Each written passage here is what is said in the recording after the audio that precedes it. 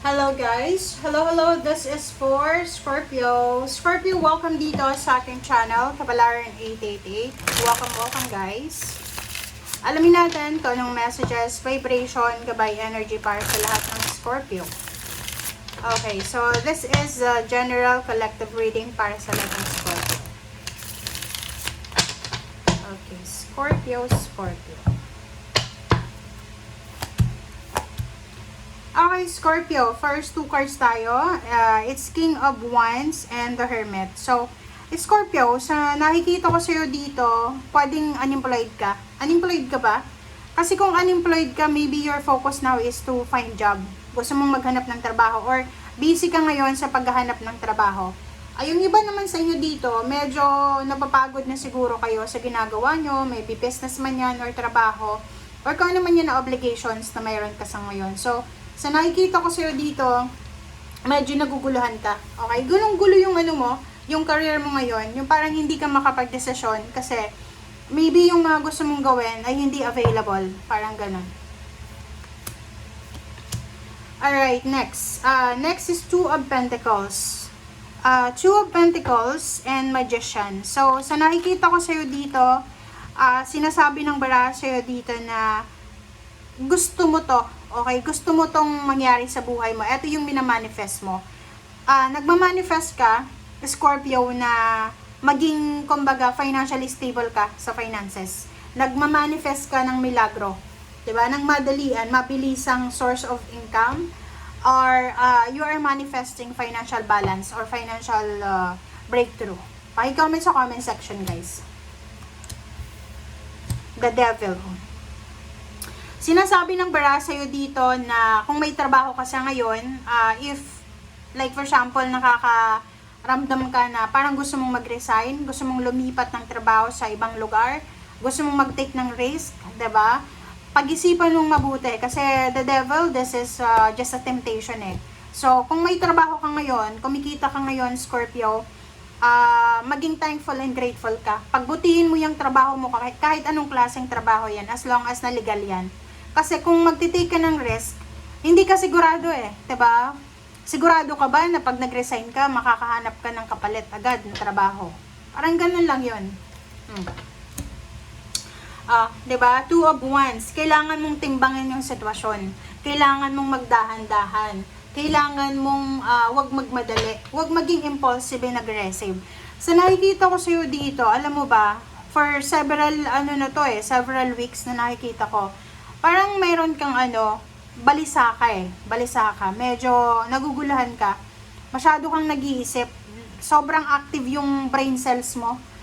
Sa gabi siguro hindi ka makatulog or marami kang mga nasa puso mo na gustong gawin. Tapos the other day naman, after nyan, magbabago na naman yung isip mo, parang ganon. So, kung bago kang panganak, siguro kung naniniwala kayo sa binat, mag-iingat kayo kasi baka mabinat kayo kung bago kayong panganak. And yung iba sa inyo dyan, kung yung pakaramdam nyo na parang umiiyak ka, tapos 5 minutes magtatawa ka na naman, 5 minutes magiging masaya. Yung parang in a minute lang, nagbago yung iyong emotion.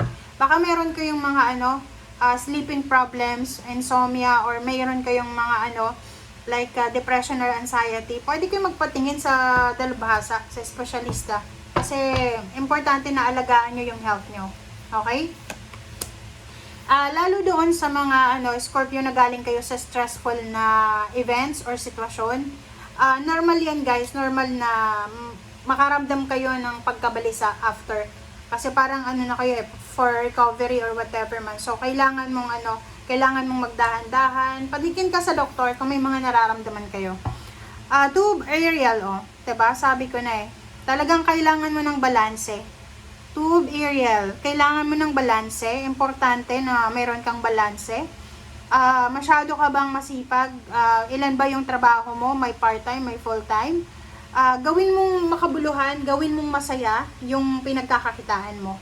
Kumbaga, we have time dapat sa ating sarili, sa ating kapwa, sa pamilya. We have time para sa relaxation natin. May time tayo sa spiritual, parang ganon. Alam nyo, may mga tao na parang puro lang trabaho, ang ending nila, it's either hospital or it's either mental hospital. Parang ganon. So, you need to be careful kasi sa panahon ngayon, ang bilis ng stress makasira ng immune system, makasira ng physical health. So, bantayan mo ha, lalo kung every night kang pagod or puyat. Natutulog ka ba ilang oras? 3 hours, 4 hours? Nako, mag-iingat kayo sa health nyo ha. Wag nyong abusuin yung health nyo. King of Ariel, so dito sinasabi ng barahan na if ever may trabaho ka, 'di ba? Sabi ko, uulitin natin. If ever may trabaho kayo, kailangan balanse, okay? Maybe you have professional and financial na kumbaga minamanifest na success. Mangyayari 'yan. So, kailangan mo lang na gamitin yung energy mo, yung oras mo para sa balanseng pamumuhay. Parang ganun lang 'yon. Kahit ako nung nagre-reading ako ngayon sa'yo, parang nahihilo ako. Parang feeling kong there's something energy sa buhay mo. Ngayon na medyo nakakalito, na ang gulo. Okay, mag-comment ka nga sa comment section. Basahin ko mamaya. Okay, the Chariot number 7. Kailangan mo daw ng determination and self-control. If you're planning na lumipat ng trabaho, lumipat ng career, if you're seeking for like for example, acknowledgement, like recognition, awards, rewards, or whatever man, sinasabi ng baraha sa'yo dito na kailangan mong maging determinado and disiplina sa sarili. Okay? King of Gabriel, so dito sinasabi ng baraha sa'yo na wag kang masyadong mag self-pity sa sarili mo, wag ka din masyadong mataas yung pangarap mo. Parang ganun. Okay lang maging mataas yung pangarap natin, but we need to make sure na kaya natin yun. Kasi minsan may mga unrealistic goals ang mga tao na alam nilang unrealistic eh. Alam nilang unrealistic. Tapos pagdating sa kalagitnaan, sasabihin, stress na siya, depressed na siya, ay alam niya na yung pinasok niya is unrealistic, di ba? So sa'yo, sinasabi ng baraha sa'yo na gamitin mo yung mga experiences mo from your past para dito sa kung ano man na gusto mong gawin. Okay? Nine of Raphael. So make a wish. Ito yung baraha na hindi lang to para sa pagwi-wish. Make sure na habang tayo nagmamanifest, nagwi-wish tayo, sinasabayan natin to ng sipag at tiyaga. Okay? Sinasabi ng baraha kung yung mga pangarap mo ay sasabayan mo ng sipag at tiyaga, talagang ma-accomplish mo ang lahat ng mga gusto mong ma-accomplish sa buhay mo. Alright? And the last card natin is King of Michael. So, sinasabi ng baraha sa'yo na importante yung talino, yung skills, yung integrity, kasi yun yung importante sa ngayon. Manatiling honest, okay? Honesty is the best policy. Maging honest ka sa sarili mo, sa ibang tao, sa craft mo, sa Panginoon. Walang sino man makakagalaw sa'yo. Okay? Thank you guys. Bye!